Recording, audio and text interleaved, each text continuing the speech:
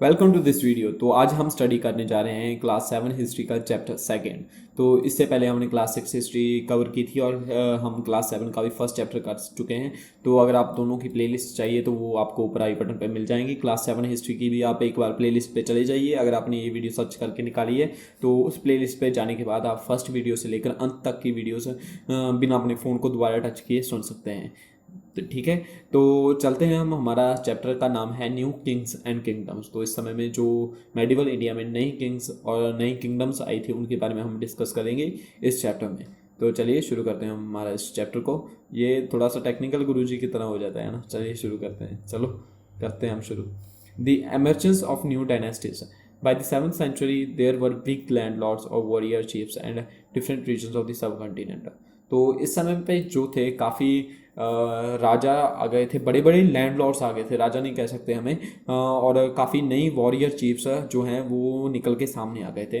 जैसे कि ancient India में क्या था कि राजा होता था, बड़ा राजा होता था, और उसके बाद जब उनका डिक्लाइन हुआ एंशियंट इंडिया का और जब हम मेडिवल इंडिया में आने लग गए थे तो इस समय पे जो काफ़ी छोटी छोटी किंगडम्स जो हैं निकल के ऊपर आने लग गई थी हमारे पास।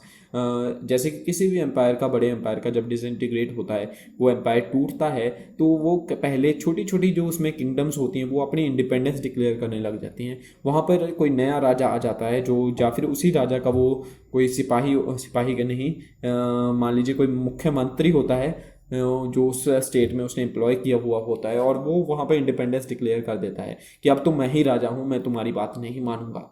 तो वो काफ़ी होता है हमारे इंडिया में। एग्जिस्टिंग होता था, अभी तो नहीं हो सकता। एग्जिस्टिंग किंग्स ऑफन, जैसे कि आप मान सकते हैं, आज की एग्जांपल ले लीजिए। अगर जैसे कि सेंटर से हम कंट्रोल किए जाते हैं, सेंट्रल गवर्नमेंट से, तो अगर कोई भी स्टेट, जैसे फॉर एग्जांपल मान लीजिए आप यूपी मान लीजिए, यूपी अपनी इंडिपेंडेंस डिक्लेयर कर दीजिए, कर दे कि मैं तो आज से मोदी जी की नहीं मानूंगी, तो ये मेरी स्टेट है, मैं जो चाहे वो करूँगा। तो यही बगावत जो है उस समय पे होती थी। Existing kings often acknowledged them as their समंथs और सबॉर्डिनेट्स। तो जो किंग्स थे उनके काफ़ी समंथ होते थे, सबॉर्डिनेट्स होते थे, उनके जो मंत्री होते थे, यानी कि they were expected to bring gifts for the kings और overlords and provide them with military supports. तो ये जो समंत होते थे जा और मंत्री होते थे, तो इनसे ऐसा एक्सपेक्ट किया जाता था कि ये राजा के लिए गिफ्ट्स लेकर आएंगे और कुछ सेना अपनी बनाकर रखेंगे, जिस सेना की जब भी जो है इसको ज़रूरत होगी राजा को तो वो उसकी हेल्प करेंगे।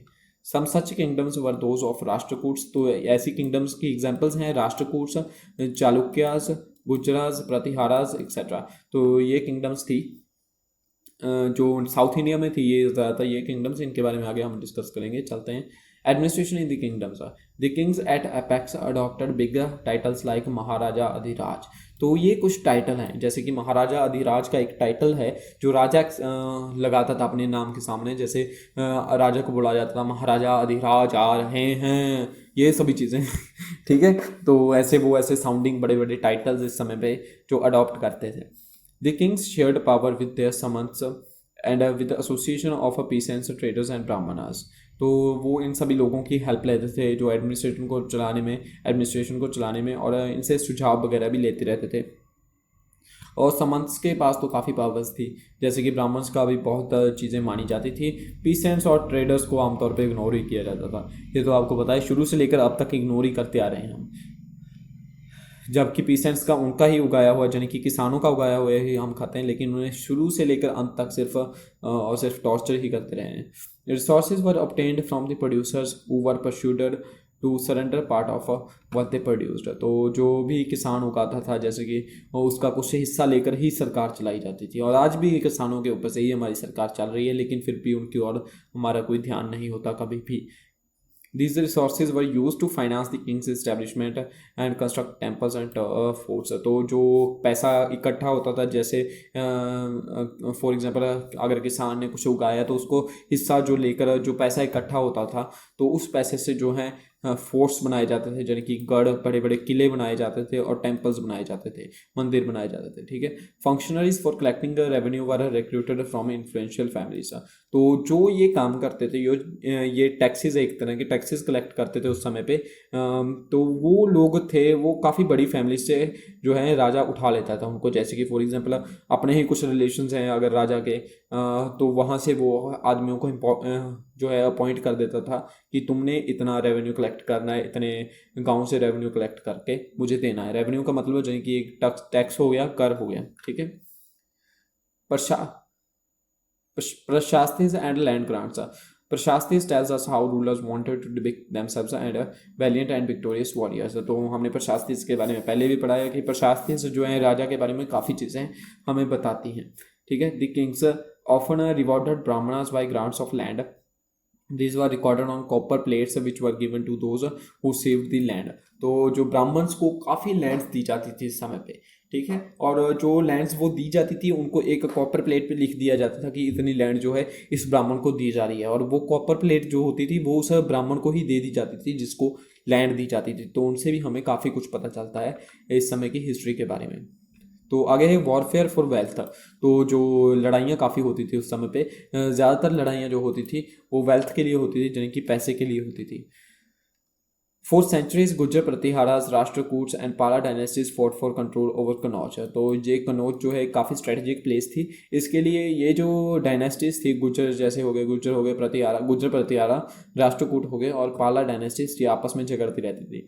The long drawn conflict is known as tripartite struggle, as the three parties were involved in it. तो ट्रिपाइट स्ट्रगल जो होता है वो होता है जिसमें तीन पार्टीज इन्वॉल्व हों किसी चीज़ को लेने के लिए। फॉर एग्जांपल आप मान लीजिए आपके पास एक पेन है और सिर्फ एक ही बहुत खूबसूरत पेन है आपके पिताजी के पास, और आप तीन जो है बहन भाई हैं, तो आप तीनों उस पेन के लिए स्ट्रगल करो, तो वो एक ट्रिपेटाइट स्ट्रगल हो गया। ठीक है। आई एम सॉरी, मुझे से ये प्रोनाउंस नहीं हो पा रहा, पता नहीं क्यों। ठीक है। तो उसके बाद सुल्तान महमूद ऑफ गजनी रेडर दी सब continent almost every year and looted temple. तो जो महमूद गजनवी था, जो गजनी का रहने वाला था, सुल्तान था गजनी का, तो उसने इंडिया को आए साल, काफ़ी साल वो लगातार अटैक करता रहा है इंडिया के ऊपर, लेकिन किसने ने भी उसे रोकने की कोशिश नहीं की, क्योंकि ये सब तो अपना ही अलग से लड़ाइयों लड़ने में लगे हुए थे। इनको कोई परवाह नहीं थी, कोई आए कोई ना आए, कोई जितना मर्जी पैसा लूट कर ले जाए, लेकिन इन लोगों को तो आपस में ही लड़ना था सिर्फ। ठीक है। तो इसी के कारण उसने काफ़ी ज़्यादा अटैक्स किए थे इंडिया पे। लाइक उसने सोमनाथ का अटैक जो है वो काफ़ी फेमस है, गुजरात पे अटैक किया था। Mahmud interested scholar named Al Biruni to write an account of the subcontinent. तो एल बिरूनी जो है एक राइटर था जिसे जो महमूद गजनवी के साथ था, तो उसने काफ़ी चीज़ें लिखी हुई हैं इस समय पे इस चीज़ों जगह के बारे में। Other Kings engaged in warfare were Chauhans who ruled over the region around Delhi. तो चौहान्स जो थे ये राजपूत थे, तो ये भी दिल्ली और अजमेर के इलाकों में राज करते थे उस समय पे। Chauhans were engaged in conflict with Chalukyas of Gujarat and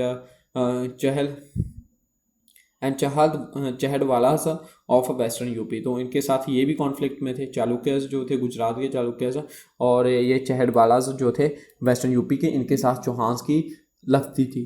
ठीक है। पृथ्वीराज जो तीन था was a popular Chauhan ruler who defeated Afghan ruler Ghori in 1191। तो जो पृथ्वीराज 3 था, पृथ्वीराज चौहान बोला जाता है जिसे, वो काफ़ी फेमस है।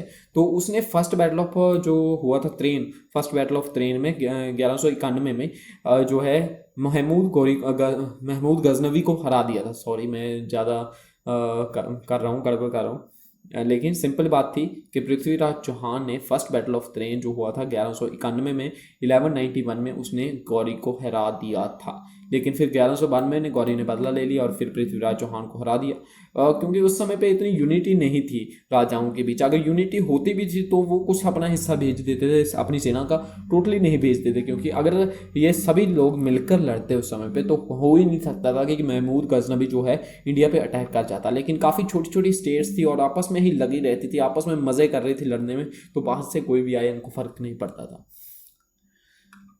तो अब बात करते हैं डिटेल में हम चौल्स के बारे में, ये चौलास। Cholas were born from a small family of Urayur. The succession of Vijayalya conquered neighboring regions and the kingdoms grew in size and power. तो ये तो इसका सक्सेशन बताया गया है कि कैसे ये एक छोटे से विलेज से उठकर, जैसे पहले तो इन्होंने रेवेन्यू का डिपार्टमेंट संभाला, फिर धीरे धीरे धीरे करते करते अपनी खुद की ही इंडिपेंडेंस डिक्लेयर कर दी और राजा बन गए। Raja Raj one was consider the most powerful Chola ruler. तो राजा राज वन जो है वो काफ़ी इंपॉर्टेंट है, काफ़ी आप इसके बारे में भी आगे सुनेंगे कि ये चौल्स का काफ़ी फेमस रूलर था, आपको ये नाम याद रहना चाहिए, राजा राज वन। ठीक है। And expanded control over most of these areas, तो उसने काफ़ी एरियाज़ के ऊपर कब्जा किया था। और उसी का एक बेटा था राजेंद्र चोल, जिसे बोला जाता था राजेंद्र वन। ये भी बहुत फेमस है चौल रूलर्स के बीच में। Conquered Sri Lanka and countries of southern Asia, तो इसने श्रीलंका को भी कब्जा कर लिया था और साउथर्न एशिया की जो कंट्रीज थी वहाँ पे भी कब्जा कर लिया था। जैसे कि इसकी नेवी भी माना जाता था कि काफ़ी पावरफुल थी, और इसी के कारण जो उस एरिया के ओशियन को जो है चौल लेक बोला जाने लग गया था, क्योंकि इनकी जो नेवी का इन्फ्लुएंस था और इनकी जो पावर का इन्फ्लुएंस था बहुत ज़्यादा था, वहाँ पे चौल लेक बोला जाने लग गया था। ठीक है। वे ऑफ बंगाल को कुछ समय के लिए चौल लेक बोला जाने लग गया था। चौलास वर बिग टेम्पल बिल्डर्स, तो ये जो लोग थे, जैसे कि हमने डिस्कस पहले भी किया है कि जो मेडिवल इंडिया था वो बहुत ज़्यादा हाई टेम्पल बनाने का रिवाज था उस समय पे, बहुत ज़्यादा टेम्पल्स बने हैं। Two famous temples were in Thanjavur and Gangai Konda Cholapuram. ठीक है, ये भी एक टेम्पल का नाम है, जो गंगई कॉन्ट चोलापुरम एक सिटी भी है। ठीक है। I am sorry for saying this. ठीक है ठीक है ठीक है, again and again I will control this habit from now. Agriculture was well developed along with various methods of irrigation, तो एग्रीकल्चर जो था इस समय पे काफ़ी डेवलप हो चुका था। Settlements of peasants called ur became prosperous, जैसे कि हमने पहले भी आई थिंक क्लास 6 में डिस्कस किया था कि उर जो थी एक असेंबली होती थी पीसेंट्स की, तो वो भी peasants called some settlements of peasants called ur became prosperous, काफ़ी प्रॉस्पेरस हो चुकी थी ये assemblies with the spread of irrigation in agriculture, तो जो सिंचाई होने लगी थी, अच्छे से पानी पहुंचने लग गया था खेतों तक, तो उससे एग्रीकल्चर काफ़ी बढ़िया हो गया था। The village council and the Nadu perform several administrative functions, तो विलेज की जो काउंसिल होती थी वो मिलकर काफ़ी अच्छे काम करती थी, काफ़ी काम करती थी। Association of traders known as a nagarams, तो जो ट्रेडर्स एक साथ मिलकर रहते तो उसको बोला जाता था nagaram. Also perform administrative functions in town, और ये लोग थे वो भी एडमिनिस्ट्रेटिव फंक्शंस करते थे। तो नाडू हो गया, उर हो गया और नगरम हो गया, ये एक तरह से 3 एसोसिएशंस थी, 3 लेवल पे काम करती थी अलग अलग। ठीक है। इंस्क्रिप्शंस आल्सो मेंशन अबाउट सभा, सभा जो है इसके बारे में भी हमने डिस्कस कर रखा है पहले।